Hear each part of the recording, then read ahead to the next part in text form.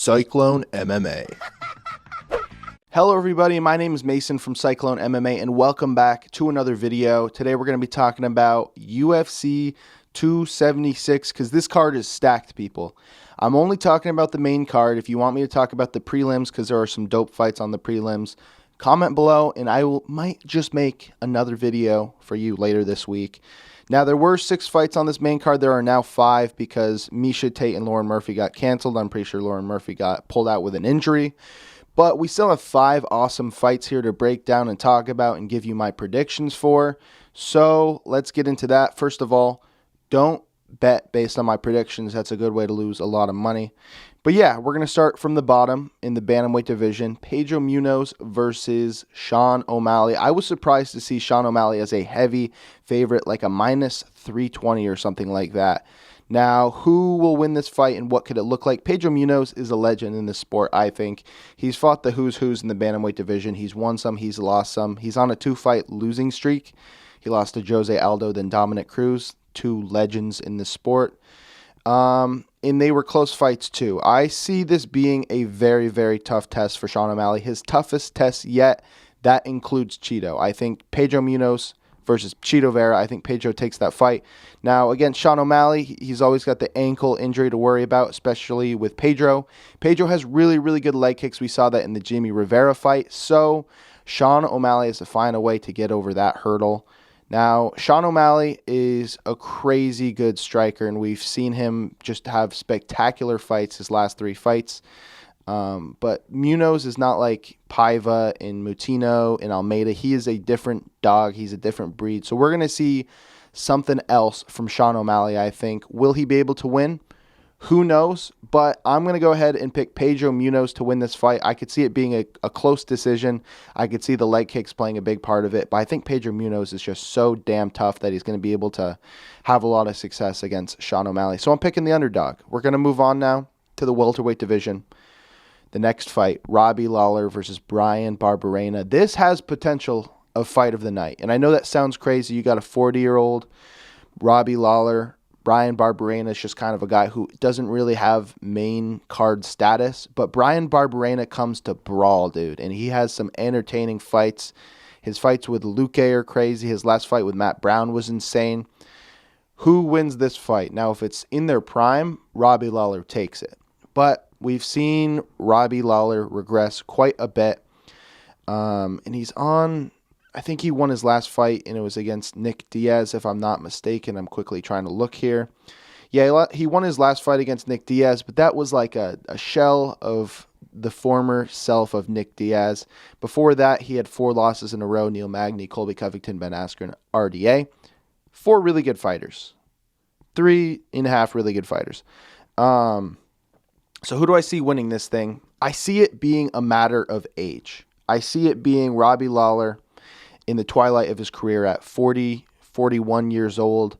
Then you have Barbarena, who's in his early 30s, a brawler. I think they're both going to have a similar game plan, and I think Barbarena is going to have more pop. I think he's going to be a little bit quicker. I think he's going to take this fight. I'm pushing for Robbie Lawler. The dude's a legend. The dude's the man.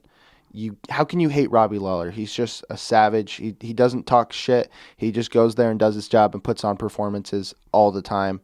But I'm going to lean Barbarena, who surprisingly is an underdog in this fight. So that's 2 underdog picks in a row for me. Maybe do put a little parlay, sprinkle some cheddar on it. Maybe you can win a lot of money, or don't. You'll lose money. Don't do it. Next is a middleweight division fight. This is a big one. It's Sean Strickland versus Alex Behara. The winner of this fight potentially could fight for the title next, so this is pretty huge. Alex Behara, only 2 fights in the UFC, and he's already knocking on the door for a title shot. We all know the history between Alex Behara and Israel Adesanya, the champion. Alex Behara has 2 wins over him in kickboxing, and one of those wins is a knockout, a brutal knockout at that. Now, Sean Strickland, he's won a couple fights in a row now. His last fight was against Jack Hermanson, and we saw a different side of Strickland, I feel like. And he even called himself a wuss after the fight. He used different words, but who do I see winning this? Now, usually Sean Strickland is a striker, and he's willing to stand and bang, and we saw him do that against Uriah Hall, who's a very good striker. Obviously, he didn't try wrestling. Jack Hermanson, the dude, is really good at BJJ, so why would you make that your game plan. But against a guy like Alex Behara, who's so new in this sport, I feel like Sean Strickland would be dumb not to grapple. It's just like Alex Behara he's only had 6 fights. He hasn't had that much time to prepare for grappling and wrestling. I'm sure he's trained it, obviously, because he's fighting in mixed martial arts. But I feel like we're going to see a different Sean Strickland, and I feel like because of that, we're going to see a Sean Strickland W. I think he's just more of a veteran in this sport. If they just strike, Alex Behara absolutely can shut his lights off or even fight to a decision.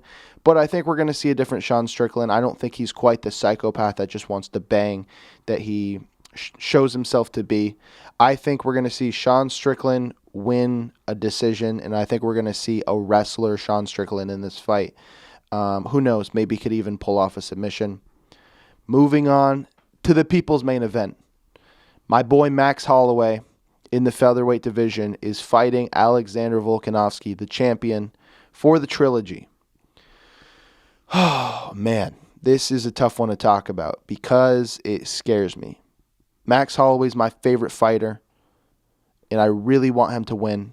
But Alexander Volkanovski is so damn good. And he's only getting better, too. The only dude he's ever lost to was way bigger than him, and it was before his UFC days, and I don't even know how they made that fight because that guy was huge that he lost to. Any featherweight would lose to that guy. But Alexander Volkanovski, since his last fight against Holloway, has a decision victory over Brian Ortega. Did that go to decision or did he end up finishing him? It went to decision. He had a decision victory over Brian Ortega in a close-ass fight. It wasn't close, but it felt close because Brian Ortega was so close to getting submission victories. And then after that, he fought the Korean Zombie and just shellacked him. He just went blah, blah, blah, blah. Slapped him up, dude. Straight up slapped him up. Then you look on the other side, and there's Max Holloway. And then he slapped up Calvin Kattar in one of the best fights I've ever seen. He just destroyed him. Then Max Holloway had a tough fight. He fought Yair Rodriguez, and he won that. He won a close fight. Yair really put it on him. He had a good game plan, and we saw a wrestling Max Holloway, something we don't usually see, which was interesting. That's a new side of Holloway. Now, I don't know if those wrestling skills are something he can implement here because I think Volkanovski is going to be better on the ground. And so far, it's been basically a striking battle for the first 2 fights. I think Volkanovski's gone for a couple takedowns, and he's had some success. He hasn't had any crazy control time. It's hard to keep Max Holloway down, but I don't know. I see this being a situation where I think Volkanovski's probably the guy who's gotten better between the last 2 fights.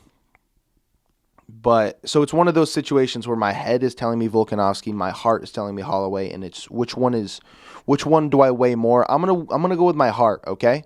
Now, if I'm telling you what to bet on, I'd say probably bet on Volkanovski. I think it's a safer bet. But we're gonna choose Max Holloway to win this fight because I'm gonna just bring it into existence, okay? We have nothing to worry about. The best is blessed, okay? Moving on to your main event. Israel Adesanya versus Jared Cannonier for the middleweight title. Now, for Izzy, he's seen challenges kind of like this, I feel like. I feel like Romero is similar. I feel like Costa is similar. It's just that big, jacked bro who's going to try to knock you out. Now, the Romero fight was super freaking boring, and this has potential to be the same thing. The Costa fight was electric. He just went out and he pieced up Costa. But Costa was drunk on wine, guys, okay? So cut him some slack. Jared Cannonier is a beast, and I think Israel Adesanya is the best fighter, the better fighter. I think Izzy wins this fight. I don't even really have to break it down. Whenever Izzy's in a fight, I'm like, oh, he's going to win. Even against my dude Bobby Knuckles, I'm like, yeah, Izzy's probably going to win that fight. But Jared Cannonier has the puncher's chance. He's a tough MFer. He's got some good wins. And you even look at Jared Cannonier versus Robert Whittaker. Whittaker took that fight. But that 3rd round, Cannonier was coming on. He was coming on, and he has 5 rounds with Izzy. If Izzy can't get rid of him, he's got to be careful, and he's got to be on skates a little bit for 5 whole rounds because Cannonier could end it just like that. The dude was a heavyweight at one point. He's fighting at middleweight now.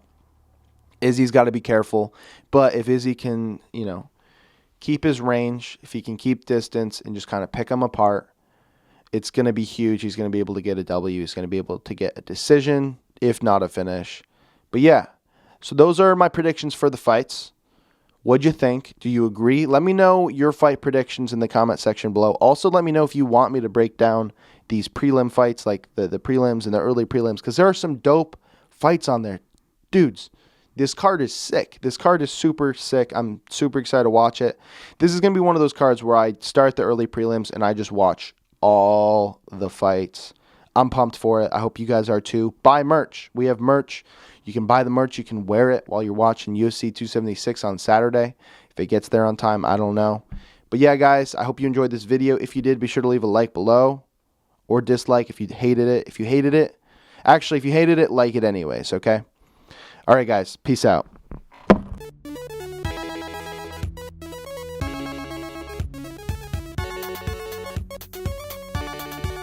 Amanda Nunes versus Megan Anderson. Amanda. Duh. Next, we got Artem Lobov. We're going to stick him right up at S tier. Just kidding.